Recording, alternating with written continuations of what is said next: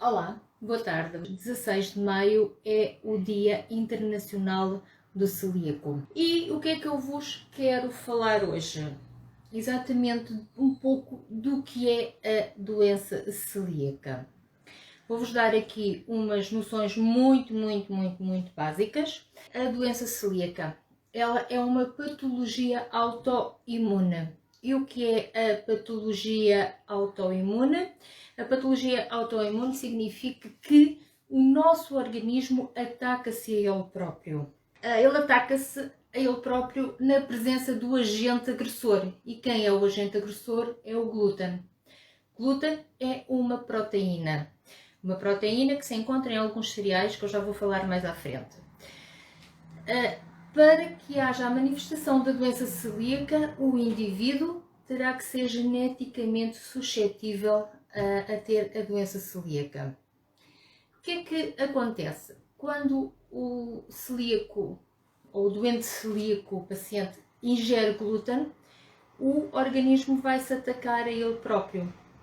Para se defender, ele reconhece no glúten como sendo um agente agressor e vai atacar uma parte muito específica do nosso sistema digestivo, que fica situado no intestino delgado, que se chama o duodeno. Pilosidades, que é o termo técnico, elas começam-se a retrair. O que é que isso vai fazer?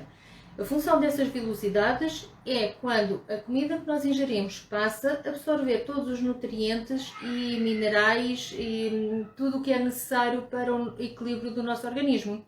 Ora, se elas, em vez de estarem assim, se elas estão retraídas, estão encolhidas, elas não absorvem. Basicamente, e até uma das características da doença celíaca, um dos sintomas muito comuns, é as anemias ferropénicas, ou seja, por mais que se ingira alimentos com ferro, por mais que se ingiram muitas vezes até os próprios complementos de ferro, os níveis de ferro no nosso organismo nunca vão estabilizar. Diagnóstico. Como é que é feito o diagnóstico? O diagnóstico é feito com base nos sintomas que o doente vai comunicar ao seu médico. Por exemplo, a anemia ferropénica muitas vezes pode ser problemas gastrointestinais, nomeadamente diarreia ou prisão de ventre, flatência, distensão abdominal, são as mais características, mas não são as únicas. Portanto, com as queixas, o médico pode pedir alguns exames e os exames mais comuns a serem pedidos são uns exames serológicos, logo ao início, uma análise que é a transglutaminase. Também podem ser pedidas a antigliadina e o anti-edumísio. Isto de acordo com os vários estágios, depois o médico é que irá decidir. Mas a antitransglutaminase é aquela que é das primeiras a ser pedidas. Aliás, se algum de vocês tiver alguns sintomas de doença celíaca ou suspeitar, podem perfeitamente pedir ao vosso médico de família, no dia em que ele vos passa análises, para incluir esta antitransglutaminase e assim tiram pelo menos parte das vossas dúvidas. Depois, um segundo passo será a realização de uma endoscopia digestiva alta. Eu digo na maioria dos casos, porque neste momento, desde o início do ano, saíram novas guidelines e nem em todos os casos é necessário fazer a endoscopia, mas isso só o médico é que pode decidir e, nomeadamente,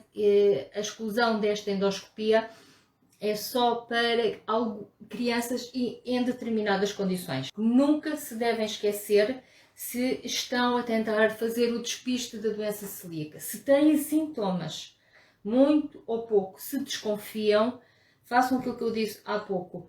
Vão ao vosso médico de família e peçam-lhe esta análise, a antitransglutaminase.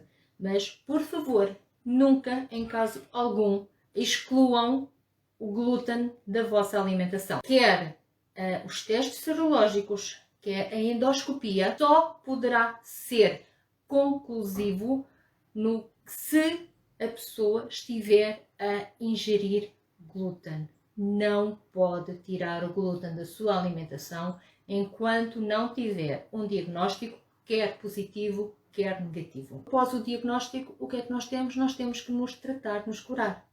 Mas, ao contrário de grande parte das doenças autoimunes, a doença celíaca, sendo uma doença autoimune, ela não precisa de medicação. Aliás, neste momento não há nenhum tipo de medicação química ou produtos naturais para quem opta pelo lado mais homeopático que previna ou que cure a doença celíaca.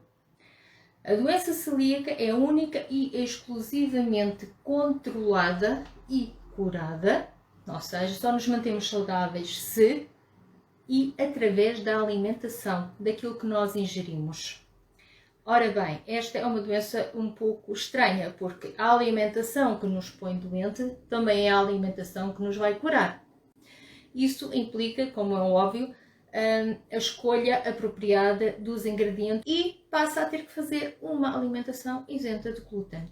Garantir que não existe contaminação cruzada. Há alimentos que já são naturalmente isentos de glúten e que podem ser consumidos sem problema. Depois eu tenho que excluir todos os alimentos que têm o agente agressor, que é o glúten. E onde é que nós o encontramos? Os principais, ok? Vou falar nos principais, que é no trigo, na cevada, no centeio e, em alguns casos, na aveia. Eu vou dizer, em alguns casos, normalmente, atualmente, existe aveia sem glúten e pessoas que podem consumir. No entanto, deixa ressalva que há celíacos que também reagem à avelina, à aveia, a um componente da aveia. Exatamente como se tivessem ingerido glúten. Portanto, essa introdução tem que ser feita através do acompanhamento médico e nutricional. Okay? Quero-vos deixar aqui uma ressalva muito grande. Quem é celíaco, intolerante ao glúten, alérgico ao trigo ou alérgico ao glúten, tem que ter a consciência de que só um bocadinho faz mal e só um bocadinho, em alguns casos, pode matar.